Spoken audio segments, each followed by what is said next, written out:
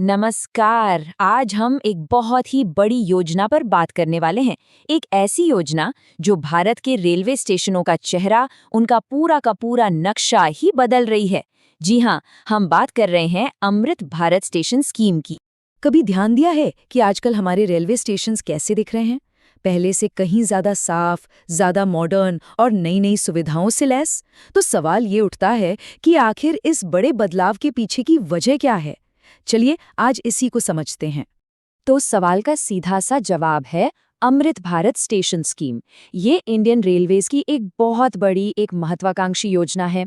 इसका मकसद स्टेशंस का कायाकल्प करना है, उन्हें बिल्कुल मॉडर्न बनाना है और सबसे जरूरी, हम सब यात्रियों के सफर के अनुभव को पहले से कहीं बेहतर बनाना है।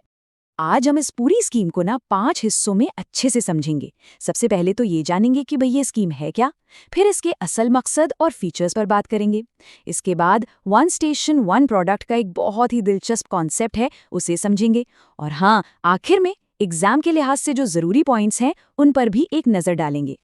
तो चलिए बिना किसी देरी के शुरू करते हैं हमारे पहले सेक्शन से और जानते हैं कि ये स्कीम असल में है क्या और इसकी शुरुआत कब और कैसे हुई। तो इस स्कीम को साल 2023 में लॉन्च किया गया था।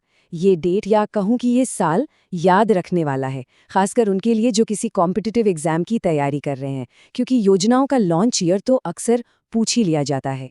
ठीक है, तो अब हम ये तो जान गए कि ये स्कीम कब शुरू हुई, पर अब जरा इसके दिल में उतरते हैं। मतलब इस सेक्शन में हम देखेंगे कि इस योजना के मेन टारगेट्स क्या है और उन टारगेट्स को पूरा करने के लिए इसमें क्या-क्या खास बातें शामिल की गई हैं। देखिए, इस स्कीम के पीछे ना 4 बड़े मकसद हैं। पहला तो है यात्रियों के लिए सुविधाओं को जबरदस्त बनाना। दूसरा, स्टेशनों को एकदम साफ सुथरा और मॉडर्न लुक देना। तीसरा, स्टेशन पर आना जाना सबके लिए आसान हो, खासकर दिव्यांगजनों के लिए। और चौथा, जो कि बहुत खास है, वो ये कि स्टेशन की डिजाइन में वहाँ की लोकल संस्कृति और विरासत की एक झलक दिखे। इस योजना की पहली और सबसे बड़ी खासियत है स्टेशन का पुनर्विकास, यानी रीडेवलपमेंट।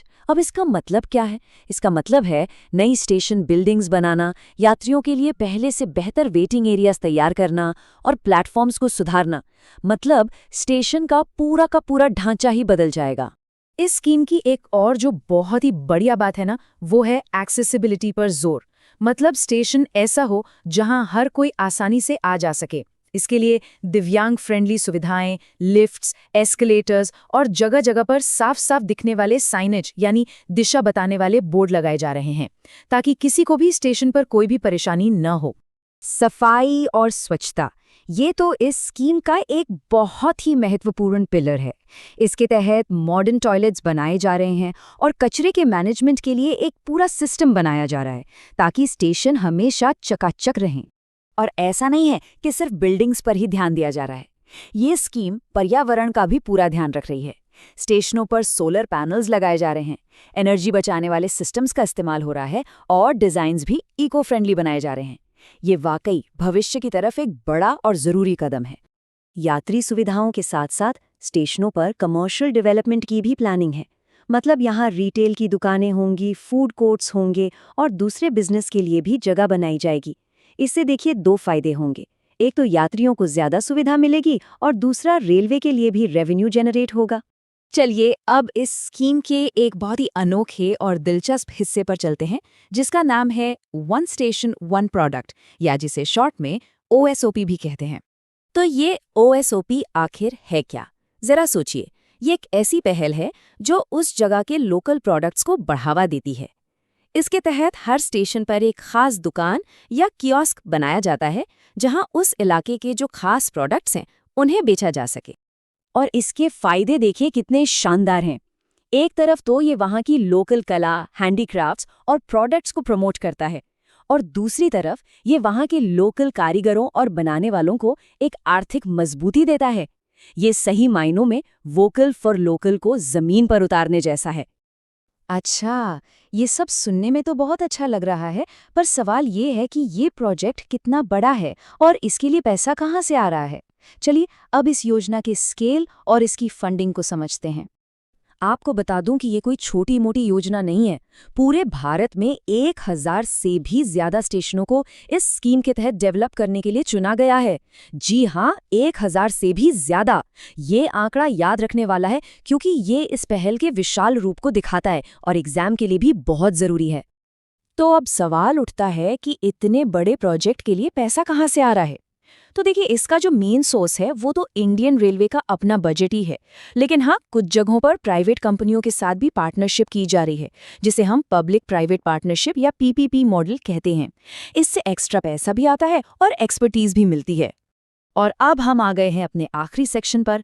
ये उन सभी के लिए एक क्विक और बहुत ज़रूरी समरी है जो इस टॉपिक को पढ़ रहे हैं, खासकर एग्जाम्स के लिए। इसे आप एक फाइनल रिवीजन की तरह समझ सकते हैं।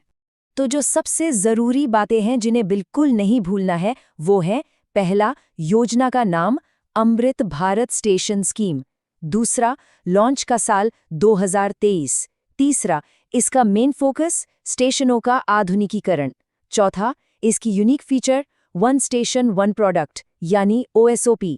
और पांचवा, इसका स्केल 1000 से भी ज़्यादा स्टेशन। ये 5 पॉइंट्स इस पूरी स्कीम का निचोड़ है। तो कुल मिलाके ये समझना बहुत ज़रूरी है कि ये स्कीम सिर्फ चमचमाती हुई इमारतें बनाने के बारे में नहीं है। ये एक बेहतर पैसेंजर एक्सपीरियंस देने, आर्थिक विकास को गति देने और टूरिज्म को बढ़ावा देने के बारे में भी है। इन नए स्टेशन से रोजगार के कितने ही नए अवसर भी पैदा होंगे। और आखिर में मैं आपके लिए एक सवाल छोड़ जाता हूँ। जरा सोचिए, क्या ये योजना सिर्फ हमारे स्टेशनों को ही बदलेगी, या फिर ये भारत में ट्रेन से सफर करने के पूरे अनुभव को ही एक नई परिभाषा दे देगी? इस पर विचार जरूर करिएगा।